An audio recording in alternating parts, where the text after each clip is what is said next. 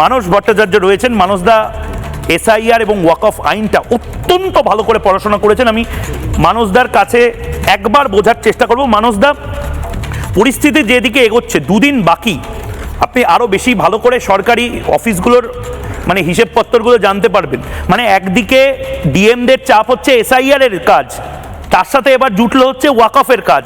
মানে দুটো কাজ করে বাড়ি সামলাবে, অফিসে আসবে না সারাদিন ধরে সারা রাত ধরে একদিকে এসআইআর এর ডিজিটাইজেশন চেক করবে, একদিকে ওয়াকফের উম্মিদ পোর্টালের কাজ করবে। এখন অবস্থাটা কি এই মুহূর্তে গোটা জেলায় জেলায় গ্রাম বাংলায়? অমিত পোর্টাল খুললেই যে কেউ প্রথমেই দেখতে পাবে যে এর উদ্দেশ্য কি। প্রথম কথা হচ্ছে সমস্ত ওয়াকফ সম্পত্তির ডিজিটালাইজেশন। দ্বিতীয় ব্যাপার হচ্ছে অনলাইনে গিয়ে যে কেউ দেখতে পাবে যে তার সম্পত্তিটা ওয়াকফ সম্পত্তি নাকি নিজের সম্পত্তি।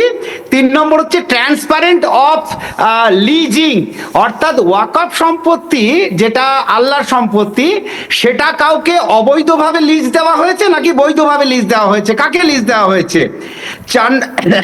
4 নম্বর হচ্ছে যে সেই সম্পত্তি নিয়ে কেউ অবজেকশন জানিয়েছিলেন কিনা।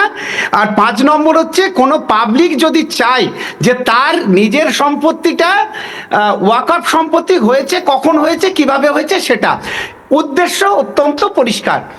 এইবার হচ্ছে যে এইটা করলে কি হয়। একটা খুব মজার তথ্য হলো যে আমাদের পশ্চিমবঙ্গে বাংলার ভূমি বলে একটা পোর্টাল আছে। বাংলার ভূমি পোর্টালে কি হয়, ধরো আমার বাড়ির, আমার জেলার মৌজা নম্বর, দাগ নম্বর এবং খতিয়ান নম্বর যদি আমি বাংলার ভূমি পোর্টালে দিই, তাহলে আমি জানতে পারবো যে এই বাড়ির মালিক আমি, আমার বাবা, না আমার দাদু, না কে। কিন্তু বাংলার ভূমি পোর্টালে থাকে না যেটা, সেটা হচ্ছে পশ্চিমবঙ্গের কোনো ওয়াকফ সম্পত্তির রেকর্ড বাংলার ভূমি পোর্টালে নেই, সেটা আছে ওয়াকফ ম্যানেজমেন্ট পোর্টালে। অর্থাৎ একটা দূরত্ব তৈরি হয়েছে। এইটাকে যাতে দূর করা যায় তার জন্য পশ্চিমবঙ্গে এখনো পর্যন্ত ওয়াকফ ম্যানেজমেন্টে 82,000 সম্পত্তি আছে ওয়াকফ ম্যানেজমেন্টের রেকর্ড অনুসারে। এই 82,000 সম্পত্তির পরিষ্কার পরিচ্ছন্নতা দরকার, সেই জন্য এটাকে পোর্টালে আপলোড করতে বলা হয়েছে। তবে আমার অনুরোধ, যদি আরো একটু সময় দেওয়া হয় তাহলে যারা গ্রামগঞ্জের মানুষ তারা এটা পরিচ্ছন্নভাবে, গ্রামগঞ্জের মানুষ না, শহরেরও প্রচুর মানুষজন যারা রয়েছেন তারাও বলছেন যে মানে এটা সম্ভব কি করে। আমার কাছে যে নথি রয়েছে, আমি সেই ব্রেকিং নিউজে যাব, মাত্র 55% কাজ হয়েছে বাংলায়।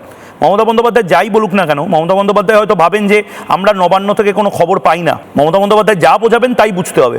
মমতা বন্দ্যোপাধ্যায় ভাবেন আমরা দুধেল গাই, এবং মমতা বন্দ্যোপাধ্যায় যখন যা বোঝাবেন সেটাই বুঝে নিয়ে ইয়েস স্যার, ইয়েস ম্যাডাম করতে হবে না। নবান্ন সূত্রে আমাদের কাছে খবর আছে, সেই ব্রেকিং নিউজও দেবো।